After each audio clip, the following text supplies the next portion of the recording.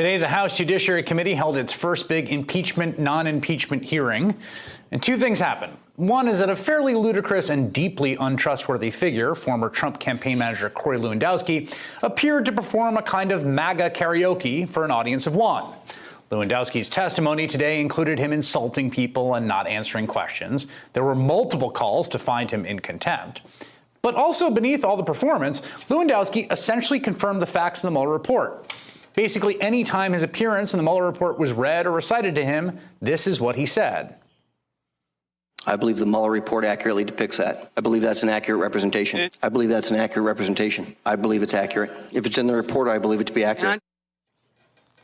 The thrust of the Mueller report with regard to Lewandowski is summarized in this heading from the report. The president asked Corey Lewandowski to deliver a message to Sessions to curtail the special counsel investigation. And that was a big portion of today's hearing. Reading from the Mueller report, quote, Lewandowski recalled the president told him that if Sessions did not meet with him, Lewandowski should tell Sessions he was fired. When asked about this, he did not contradict it. Lewandowski said he thought it was a joke.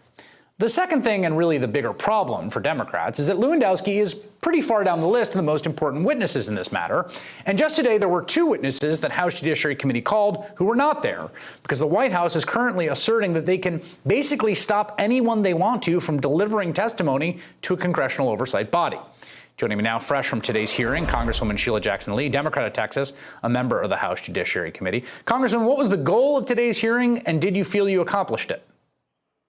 We absolutely did, and the goal, of course, was to take the American people and to take the record down the journey of obstruction. As you well know, Chris, the third article of impeachment for Richard Nixon was obstructing Congress. Now, that was not necessarily our start. We thought that Mr. Lewandowski would come and tell the truth. He was, in fact, in living color, the story that was told in the Mueller report. The American people haven't read the Mueller report. They got to see a living character who was actively engaged, although he was not an employee of the United States government, he was not an employee of the White House, but he was used by the president to sidestep the laws of the land. And that, I believe, throughout the entire day was very clear. It was very clear in his use of the letter that was given to us on the 16th that clearly was inappropriate because the confidentiality provisions that they referred to has to do with counsel to the president on making decisions of policy. To go and tell someone to change the Mueller investigation to elections in the future are not policy, it is obstruction.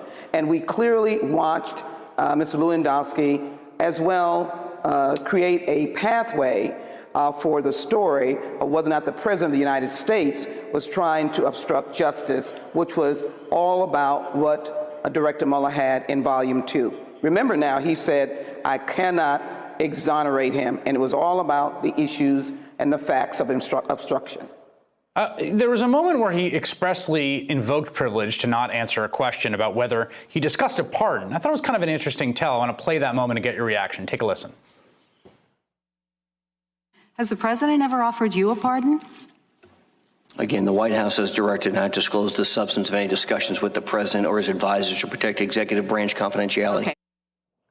What do you make of that? Well, I make that he was well briefed by the White House and issues that he could answer. That had nothing to do with advising the president on the question of governance. It had to do whether you were asked for or you were given the idea that you could get a pardon. That's why we believe that there are several instances in which Mr. Lewandowski can be held in contempt. He used this privilege that was given to him by White House counsel in a letter that was inappropriate. And I really do think he was a living color witness to see the constant obstruction of justice, not by him, but by the White House. Okay, but here's the problem, right? I mean, there were two witnesses called. The White House has asserted extremely broad power to stop witnesses, even people that are not currently working for the administration, to testify at all. The privilege that they are invoking here is extremely controversial in legal circles. In some cases, they're talking about a blanket immunity. You can't talk to anyone we don't want you to talk to. That's the fundamental issue. Like, you can't actually do this unless you break that. And the question is, how do you break that? Well, you know, Chris, you're absolutely right. be reminded of Speaker Pelosi's words: investigation, litigation, and legislation. We legislated last week with the impeachment investigation. We're in the courts. We insist that we have the right to question Mr. Porter, Mr. Dearborn, Mr. McGahn, and we believe with the impeachment investigation, we're hoping positively that we will prevail in court, not later, but sooner than later. The courts will see that we have nothing but obstruction, not from the particular witnesses, but from the President of the United States. I think that was more than clear, and you well know, because not only was he obstructing as instructed by the White House, but he launched his Senate campaign in New Hampshire. He launched a hashtag 2020. I mean, absolutely absurd. We cannot have witnesses disrespecting Article I body, which is the United States Congress. There were several calls for him to be found in contempt. I read a former Congressman, Brad Miller, saying if you acted like this in court, you'd be in jail cooling your heels. Are you going to find him in contempt? It adjourned, I guess that's the chair's call, but it adjourned without that. But again, you keep saying you can't have this, but yet that's what you did have. I believe we will be reviewing the record. And I frankly believe that Mr. Lewandowski has been in contempt of Congress. There were questions that he could answer. There were questions that were not applicable to the confidentiality protection.